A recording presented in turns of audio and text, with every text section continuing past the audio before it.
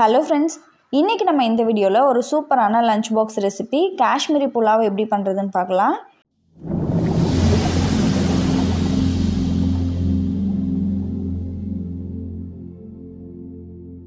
இந்த ரெசிபி பாத்தீங்கன்னா ரொம்பவே சிம்பிளா இருக்கும், குயிக்கா செஞ்சு முடிச்சிரலாம். ஃபர்ஸ்ட் நம்ம இந்த புலாவ் பண்றதுக்கு பாஸ்மதி அரிசியை ஊற வெச்சுக்கலாம். நான் வந்து இன்னைக்கு 1 கப் அளவுக்கு பாஸ்மதி அரிசி எடுத்துர்க்கேன். இத நல்லா 3 டைம் கழுவிட்டு 20 நிமிஷம் ஊற வெச்சுக்கோங்க. அரிசி ஊறிட்டு இருக்கட்டும். அந்த சமயத்துல நல்ல ஒரு அகலமான கடாயில 1 டீஸ்பூன் அளவுக்கு எண்ணெய் ஊத்திக்கோங்க. இப்போ இந்த எண்ணெயில நம்ம 10 முந்திரி 10 பாதாம் சேர்த்து நல்லா வறுத்துக்கலாம். நான் பாதாமை மட்டும் கட் பண்ணி சேர்த்திருக்கேன். இது வந்து நல்லா ஒரு 1/4 அளவுக்கு ரோஸ்ட் ஆன பிறகு இது கூடவே நம்ம கொஞ்சமா உலர் திராட்சையும் சேர்த்து வறுத்துக்கலாம். இது மூணும் சேர்ந்து நல்லா வறுத்த பிறகு இதை வேற ஒரு பவுலுக்கு மாத்திடுங்க. அடுத்ததா இது கூடவே நம்ம கொஞ்சமா எண்ணெய் ஊத்திக்கலாம். இந்த கடாய் பார்த்தீங்கன்னா அகாரோ பிராண்ட்ல இருந்து தான். இது வந்து நல்ல ஒரு அகலமான கடாய், 28 சென்டிமீட்டர் அகலம் இருக்குது. இதோட கெப்பாசிட்டி பார்த்தீங்க அப்படின்னா 3.8 லிட்டர். இந்த கடாயோட லிங்க் வந்து நான் டிஸ்கிரிப்ஷனில் கொடுத்துருக்கேன், வேணுங்கிறவங்க செக் பண்ணிக்கோங்க. இப்போ இதில் நான் வந்து 200 கிராம் அளவுக்கு பன்னீரை கொஞ்சம் பெரிய பெரிய பீசஸாக கட் பண்ணி வச்சுருக்கேன். இதை சேர்த்து நல்லா வறுத்துக்கலாம். இந்த பன்னீர் வறுக்கும் போது இது கூடவே நம்ம கொஞ்சமாக உப்பும் மிளகுத்தூளும் சேர்த்து வறுத்துக்கலாம். இப்போ பாருங்க, பன்னீர் வந்து கொஞ்சம் லைட்டாக கலர் சேஞ்ச் ஆகிடுச்சு. இப்போ இதை வேற ஒரு பவுலுக்கு மாற்றிடுங்க. காஷ்மீரி குசைனில் ரொம்பவே முக்கியமானது என்னன்னு பார்த்தீங்கன்னா, ஆனியனை வந்து ஃப்ரை பண்ணி அவங்க மேலே தூவுவாங்க. அதுக்காக நான் வந்து இன்றைக்கி 2 பெரிய வெங்காயத்தை நல்லா நீளமாக கட் பண்ணி எடுத்திருக்கேன். இதே இந்த ஆயிலில் நல்லா ஃப்ரை பண்ணி எடுத்துக்கலாம்.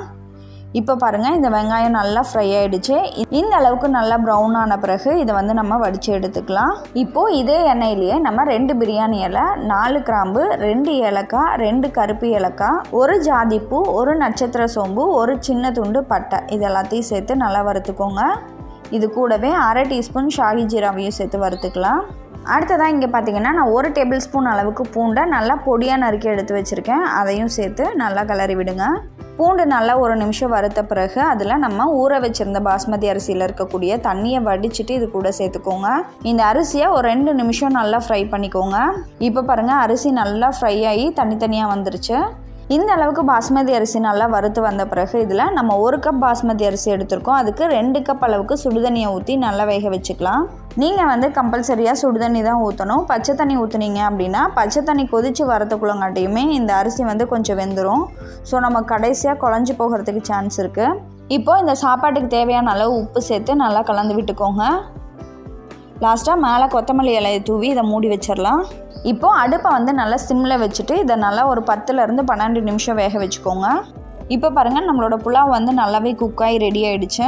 இப்போது இதில் மேலே கொஞ்சமாக நம்ம ஃப்ரூட்ஸ் ஆட் பண்ணிக்கலாம். நான் வந்து இன்றைக்கி கொஞ்சமாக மாதுளம்பழமும் பைனாப்பிளும் சேர்த்துருக்கேன். இது கூடவே நம்ம ஃப்ரை பண்ணி வச்சுருந்த நட்ஸு, உலர் திராட்சை, வேக வச்ச பச்சை பட்டாணி, நல்லா ரோஸ்ட் பண்ணி வச்சுருந்த பன்னீர், அப்புறமா நம்ம ஃப்ரை பண்ணி எடுத்து வச்சுருந்த ஆனியன் இது எல்லாத்தையும் சேர்த்துக்கோங்க. கொஞ்சமாக கொத்தமல்லி இலையும் மேலே தூவிக்கோங்க. இது கூடவே 1/4 டீஸ்பூன் சுக்கு பொடி, 1/4 டீஸ்பூன் ஏலக்காய் powder, 1/4 teaspoon garam masala, 1/2 teaspoon மிளகுத்தூள் இது எல்லாத்தையும் சேர்த்து நல்லா மிக்ஸ் பண்ணி விடுங்க.